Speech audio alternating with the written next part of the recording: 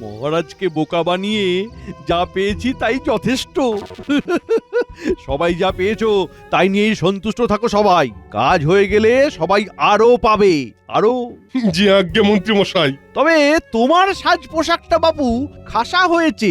খাসা? আরে আমি তো প্রথমে চিনতে পারছিলাম না। যা বলেছেন মন্ত্রী মশাই। হয়েছে হয়েছে, খুব হয়েছে। এবার এবার কালকের জন্য কাজে লেগে পড়ো তো। মোহর তো যে যার ট্যাঁকে ঢুকিয়েই ফেলেছো, এখন কাজটা তো ভালো মতো শুরু হোক। তাহলে এই ব্যাপার, এবার দেখো তবে গোপালের খেল। মানুষ পর্যন্ত যে কেউ বাহ, ভালো প্রস্তাব। যিনি সেরা হবেন তার জন্য থাকবে প্রচুর পুরস্কার। যেসব রাজ্য ভালো ফল করবে তাদের আমি ভরিয়ে দেবো, আর যেসব রাজ্য ভালো ফল করতে পারবে না তাদের রাজত্ব আমি কেড়ে নেবো। বেশ বেশ, আকর্ষণীয় সংবাদ। তবে ঘোষককে খবর দি, দুধকেও ডেকে পাঠাই। হ্যাঁ হ্যাঁ হ্যাঁ, সব রাজ্যে দুধকে পাঠিয়ে দাও, যত দ্রুত সম্ভব কাজ করো। জি আগে জাহাপানা, এবার জমবে মজা।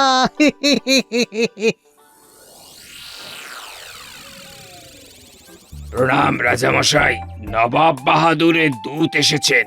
তাকে সসম্মানে নিয়ে এসো।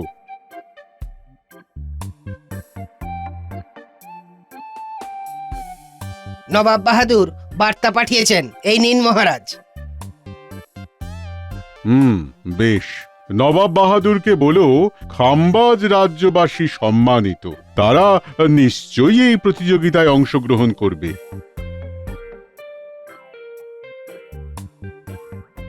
নবাব বাহাদুর একটা সৌন্দর্য প্রতিযোগিতার আয়োজন করেছেন মুর্শিদাবাদে। সেখানে তার অধীনস্থ সমস্ত রাজ্যগুলি থেকে বেশ কয়েকজন যুবককে ওই প্রতিযোগিতায় অংশগ্রহণ করতে বলা হয়েছে। যিনি সেরা হবেন তার জন্য থাকবে প্রচুর পুরস্কার।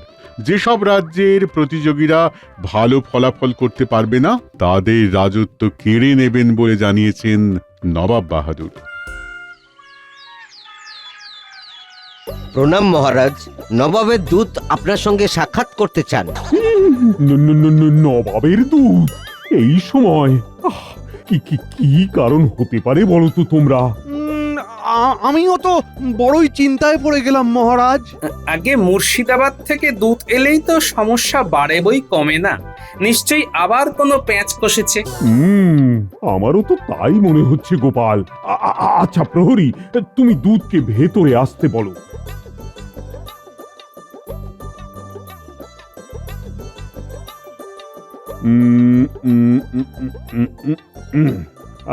শোনো, 15 দিন পরে নবাব বাহাদুর এক সৌন্দর্য প্রতিযোগিতার আয়োজন করেছেন। সেখানে তাঁর অধীনস্থ প্রতিটি রাজ্যের যোগদান করাটা বাধ্যতামূলক। আর মুশকিলের কথা হলো, যদি আমরা এই প্রতিযোগিতায় অকৃতকার্য হই তাহলে আমাদের সমূহ বিপদ। আর এই নিয়ে না আমি যথেষ্ট আশঙ্কায় রয়েছি। মহারাজ, মানে আমাদের মধ্যে সুন্দর স্বাস্থ্যবান কে রয়েছেন সেটা ভেবেই তো আমি কুল পাচ্ছি না। কি মুশকিল। আমি বলি কি, আজকের মতো সভা এখানেই শেষ হোক। গোপাল, ও গোপাল, তুমি কিছু একটা ভাবনা চিন্তা করো। মানে তুমি তো আমাদের অনেক বিপদের হাত থেকে বাঁচিয়েছো, তাই তোমার উপর একটা আলাদা ভরসা আছে। ঠিক আছে মহারাজ, আমিও ভাবছি, আপনিও ভাবুন। গোপালই সব। দাঁড়াও দাঁড়াও, দেখাচ্ছি মজা। এমন একটা জব্বর মতলব ভেজেছি না, মহারাজের মোহরগুলো সুরসুর করে আমার ট্যাঁকেই এসে যাবে, তাও আবার এই সৌন্দর্য প্রতিযোগিতাকে কেন্দ্র করেই। মহারাজ, তাহলে আমরা সবাই ভাবি কি করা যায়। হ্যাঁ হ্যাঁ, ভাবো ভাবো। আজকে বিকেলে আবার রাজসভা বসবে, তখন আবার এই নিয়ে আলোচনা হবে। এখন সবার ছুটি।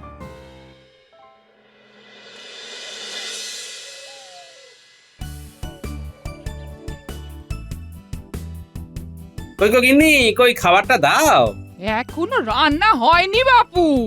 আজকে তো তুমি রাজসভায় যাওয়ার আগে বাজারও যাওনি, আমায় নিজেকেই বাজারে যেতে হলো। হ্যাঁ, বেছে বেছে চিংড়ি আনলাম, এঁচোড় আনলাম, তারপর রান্না বসালাম। হ্যাঁ, আহা, রাখছো কেন বউ? এঁচড় চিংড়িটা আমার বড়ই প্রিয় কিনা। চটপট রেঁধে ফেলো, আমি ঝটপট খেয়ে নি। তার জন্য তো একটু সময় দেবে তো নাকি? হ্যাঁ, তোমার যেন আর তর সয় না।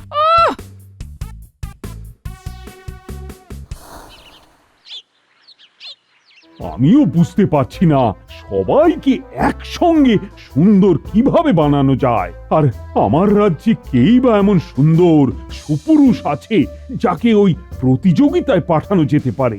মহারাজ, বীরত্বেই লুকিয়ে থাকে পুরুষের আসল সৌন্দর্য, আর পুরুষের দেহে থাকে সেই তেজ, সেই শক্তি।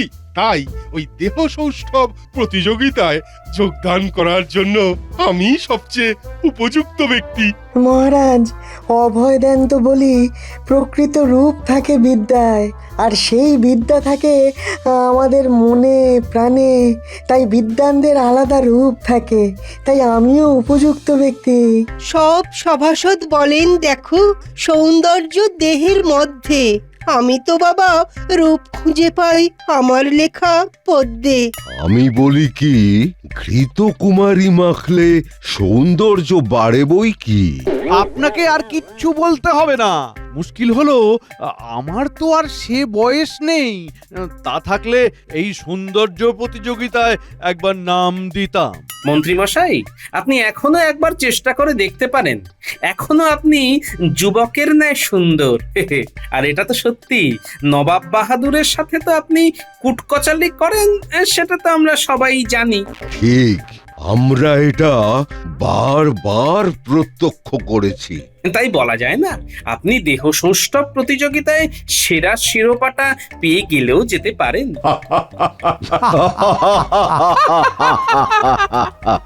আহ, তোমরা সব কাজের সময় এত অকাজের কথা বলো। আর গোপাল, তোমার বয়স তো অনেক হলো, কবে যে তোমার বুদ্ধি শুদ্ধি হবে? আর তোমাকে কি আমি সব বিষয়ে নাক গলাতে বলেছি? যা বোঝো না তা নিয়ে মাথা ঘামিও না তো গোপাল। বুদ্ধি শুদ্ধি যে আমার নেই সে তো বুঝলাম। আপনি বরং এই সময় একটা জব্বর বুদ্ধি দিন। আমাদের রাজ্যে এখন একটা গুরুতর সমস্যা, সেটার সমাধানের একটা রাস্তা বের করুন তো মন্ত্রী মশাই। আমার কাজ নিয়ে তোমার আর মাথা ব্যথা করে কাজ নেই। এবার থামো তুমি।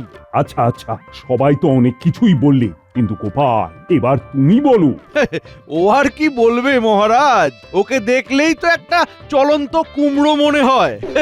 এবার আর নবাব ওকে ছাড় দেবেন না। সারাদিন এত খেলে তো ওই কুমড়ো হবেই। মহারাজ, আমি তো শুধু খাবার খাই, কিন্তু মন্ত্রী মশাই তো এত রোজগার করেন, তাও খেতে পারেন না। তাই মনে হয় এরকম পাটকাঠির মতন শুকিয়ে গেছেন। আমাকে এরকম অপমান! মহারাজ, গোপালকে সুন্দর হতে হবে, আর তার একমাত্র উপায় হলো ওর বেতন কমিয়ে দেওয়া। মাইনে কম হলে বাজার হবে কম, বাজার কম হলে খাবে কম, তবেই গোপালের ভুঁড়ি কমবে আর ও দেখতেও সুন্দর হবে। আহ মন্ত্রী, শুধু গোপালের পিছনে লাগলেই হবে না, সমাধানটাও তোমাকেই করতে হবে। আজ্ঞে মহারাজ, সমাধানটা খুব সহজ। আমার জানা একজন ভালো কুস্তিগীর আছেন, তার একটা আখড়া আছে। আমি বলি কি, রাজসভার সবাই সেখানে নাম লেখাক, সেখানে সবাই অভ্যাস করুক। হ্যাঁ, সবাই মানে? হ্যাঁ, সবাই। ওখানে গিয়ে যে সবচেয়ে ভালো ফল লাভ করবে আমাদের এখান থেকে, সেই যোগ দেবে নবাবের সৌন্দর্য প্রতিযোগিতায়। বাবা বাবা বাবা, এই তো খুব ভালো প্রস্তাব। এই না হলে আমার মন্ত্রী।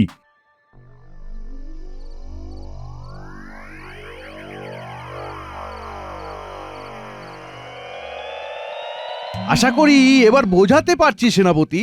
তোমাদেরকেও সকলকেই বলছি, এ ব্যাপারে আমাদের যথেষ্ট সাবধান হতে হবে। ও আপনি চিন্তা করবেন না মন্ত্রী মশাই, আমি আপনার সব কাজে আগেও যেমন ছিলাম এখনো সেভাবেই থাকবো। শুধু একটাই কথা, ওই মোহরের ব্যাপারটা আপনি একটু দেখবেন। হ্যাঁ, আরে সে বৃত্তান্ত জানাতেই তো তোমাদের এখানে ডাকা। এখন সকলে শোনো মন দিয়ে। সেনাপতি, শুধু আমি যেমন যেমন বলেছি তেমন তেমনই করে যাবে। মনে থাকে যেন, যন্ত্রপাতি কেনার ব্যাপারে শুধু যা বলতে বলছি সেটাই বলবে, তার বাইরে নয়। যে আজ্ঞে মন্ত্রী মশাই। মনে রাখবে, তুমি কিন্তু রাজামশাইকে শুধু টাকার কথাই বলবে, যেমন ভাবে আমি বলেছি। আর বটা ঘটা কি করতে হবে তোদের তো সব বুঝিয়েই দিয়েছি। তাহলে পরশুই রাজ্যের শেষ প্রান্তে নতুন কুস্তিগির গুলুগুলু মল্লর আখড়ায় রাজ্যবাসীদের জড়ো করে নিয়ে আসবি, আর সভাসদরাও সেখানে জড়ো হবে। মহারাজও থাকবেন। যে আজ্ঞে মন্ত্রী মশাই, আপনি যেমন নির্দেশ দিয়েছেন তেমনই হবে। কিন্তু সকলে খুব সাবধান। ঘটা, তুই সেনাপতি থুরি কি জানো, হ্যাঁ, গুলুগুলু মল্লর ছদ্মবেশের দিকে নজর রাখবি। বাকি যা যা বললাম মনে থাকে যেন সবার। আর আমি ওই ছদ্মবেশে থাকাকালীন কয়েকদিনের জন্য রাজসভা থেকে ছুটি নিয়ে নেব। হ্যাঁ, এটাই করতে হবে। কই হে মন্ত্রী, কই তোমার বেয়াম্বি? আগে রাজামশাই তিনি এলেন বলে। এই তো এসে গেছে ব্যামবীর গুলুগুলু মল্ল। শোনো, তোমাকে সবকিছুই জানানো হয়েছে। এই ব্যাপারে তোমার বক্তব্য আমাদের জানাও। মহারাজ, মন্ত্রী মশাইয়ের মারফত আমি সমস্ত ব্যাপারটি অবগত হয়েছি। এই গুলুগুলু যখন আছে তখন আপনি কিচ্ছুটি চিন্তা করবেন না। এই সকলের চেহারা সুন্দর করার দায়িত্ব আমি নিলাম। আপনি শুধু কতগুলো ওই জিনিসের ব্যবস্থা করে দেবেন। বেশ বেশ বেশ, যা যা লাগে মন্ত্রী মশাইকে জানিও, উনি সব ব্যবস্থা করে দেবেন। কিন্তু মনে রেখো, এ রাজ্যের সম্মান বজায় রাখতে হবে আমাদের। নবাব বাহাদুর কিন্তু কাউকে ছেড়ে কথা বলবেন না। এবার বলো তো, তোমার কি কি লাগবে? আগে মহারাজ, ওই সবার জন্য ওই কিছু মুগুরের প্রয়োজন। ছোট বড় সেগুলো কিনতে হবে। হ্যাঁ, বলো বলো, কত মোহর চাই তোমার? সব মিলিয়ে ওই 10,000 মোহর লাগবে। হ্যাঁ, 10,000। সে কি, এত মোহর কি কাজে লাগবে? আহ গোপাল, রাজ্যের সম্মান বলে কথা, তুমি আর এর মধ্যে ঠুকো না তো। ওই ব্যাপারটা আমি মন্ত্রীর ওপরেই ছেড়ে দিয়েছি। মন্ত্রী, খাজাঞ্চিকে বলো গুলুগুলুর যা যা লাগবে যেন দিয়ে দেয়। আর গুলুগুলু সবাইকে স্বাস্থ্যবান সুন্দর করে তোলার দায়িত্ব কিন্তু তোমার। কিছু একটা তো আছে, এই গুলুগুলোকে কোথায় যেন দেখেছি। ঠিক আছে, আমার নামও গোপাল, আমি তো বের করবই রহস্যটা কি।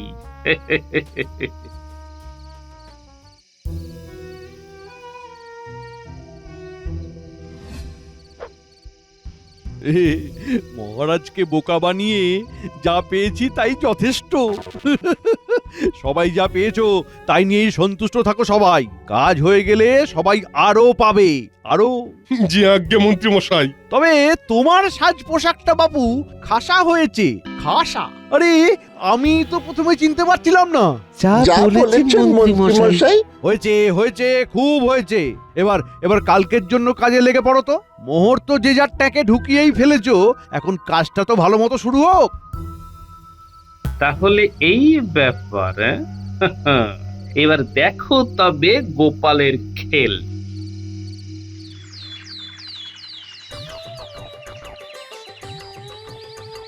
গোপাল দাদু, গোপাল দাদু, আর তোদের সাথে কিছু কথা আছে আমার। কি কথা দাদু? বলছি, শোন। কিরে, সব মনে থাকবে তো? ভুল হবে না তো? হ্যাঁ, সব মনে থাকবে দাদু, কিচ্ছু ভুল হবে না। বেশ, সকলের মনে থাকে যেন।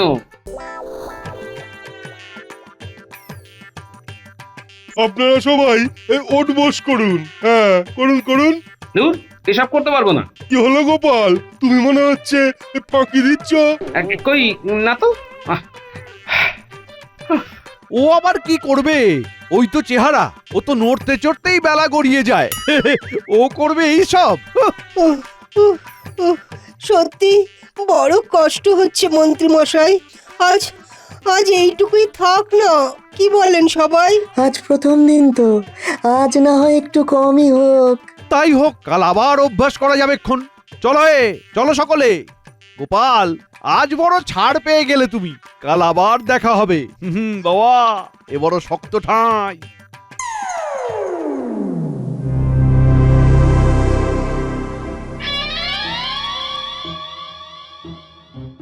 আখড়াতে এখন কেউ নেই, এই সুযোগে কাজটা করে ফেলি।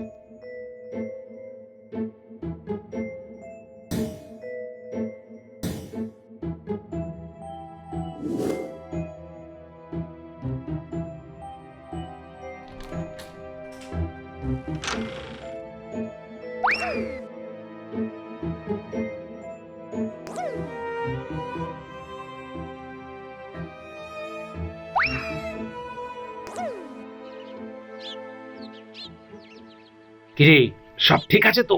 সব কাজ ঠিক মতো করেছিস তো? হ্যাঁ গো গোপাল দাদু, তুমি যা যা বলেছো আমরা ঠিক তাই করে এসেছি।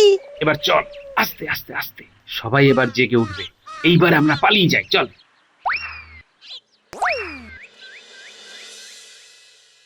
তার তো আজকেও দেরি, আপনারাই দেখুন না, তার এখনো এখানে এসে পৌঁছানোর নাম নেই। না না না না না না, মহারাজ মহারাজ, এর তো একটা বিহিত আপনাকে করতেই হয়।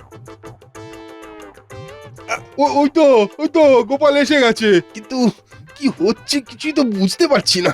মানে তো গা চুল করছে কেন? উফ, এই, তাহলে সকলেই এবার এসে গেছে, নাও নাও শুরু করো সব। মন্ত্রী মশাই, আজ কিন্তু আপনাকেও পংক্তিতে দাঁড়িয়ে অভ্যাস করতেই হবে। গোপাল, নিজের চরকায় তেল দাও তো। নেহাত মহারাজ আছেন তাই কিছু বললাম না। আরে আরে আরে আরে কি কামড়ালো? এ কি, তো পিঁপড়ে করতে গেল? আরে আমার গা চুল করছে, জ্বালা করছে, জ্বলে গেল, জ্বলে গেল, জ্বলে গেল, জ্বলে গেল। এই দেখুন মহারাজ, আপনার মন্ত্রী আপনাকে ঠকিয়েছে। ইনি গুলুগুলু মল্ল। ইনি আর কেউ নন, ইনি আপনারই সেনাপতি মহারাজ। সে কি? সেনাপতি তুমি? আর মন্ত্রী শেষে তুমি কি না আমাকে ঠকালে?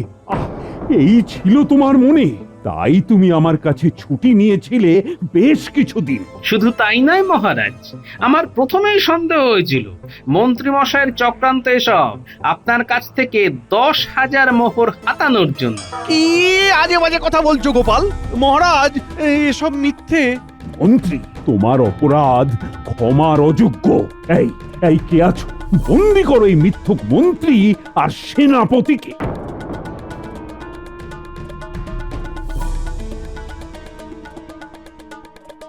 মহারাজ মহারাজ ক্ষমা করে দিন, মহারাজ ক্ষমা করে দিন মহারাজ। চুপ রও বেয়াদব। এই নিয়ে যাও এদের আমার সামনে থেকে, আর সকলে ফিরে চলো রাজসভায়।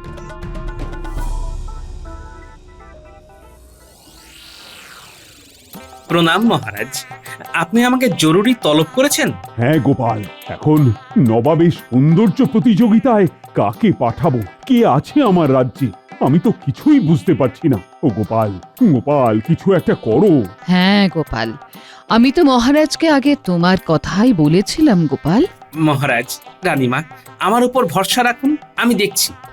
আমি বলি কি, আমাকেই পাঠিয়ে দিন নবাবের সৌন্দর্য প্রতিযোগিতা। এত ইতস্তত করছেন কেন মহারাজ? কিন্তু আমি তোমাকে কোনোভাবেই কোনো মুশকিলে ফেলতে পারি না। আবার কাউকে না পাঠালেও তো নয়, কিন্তু কাকে যে পাঠাই, কি যে মুশকিল। তাই আর দেরি না করে আমাকে রওনা হতে দিন মহারাজ, আমি ঠিক জিতে ফিরে আসব।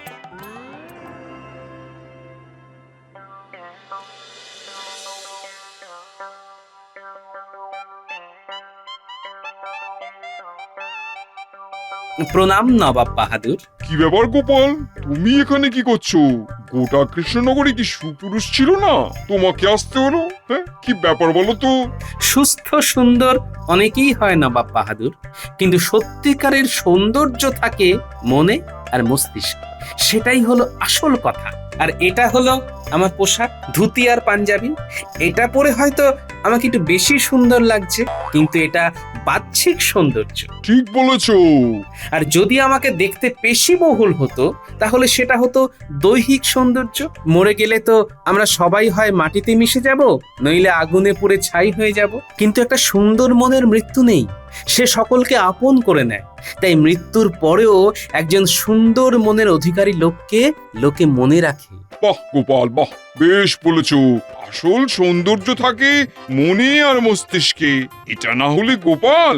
উজির। জি হুজুর। আমি খামবাজ রাজ্যের অধিবাসী। সবাই বলে আমি নাকি খুব সুন্দর দেখতে। আজ আমি উপলব্ধি করলাম বাইরের চাকচিক্যে কিচ্ছু নেই, মনটাই আসল। আমি ঘোষণা করছি আমার অধীনস্থ সকল রাজ্যের মধ্যে এই সৌন্দর্য প্রতিযোগিতায় সেরা সুন্দর মানুষ হলো গোপাল। তুমি ঘোষণা করে দাও উজির। আর গোপাল, তোমার তুলনা তুমি। বলো বলো বলো, তুমি কি চাও? আমার নিজের জন্য কিচ্ছু চাই না নবাব বাহাদুর। আমি চাই আমাদের রাজ্যে কৃষকদের এবছরের সমস্ত খাজনা মুকুব করা হোক। বেশ বেশ, তাই হবে গোপাল। তুমি আজ আমার অতিথিশালায় বিশেষ অতিথি হিসেবে থাকবে। প্রণাম হুজুর।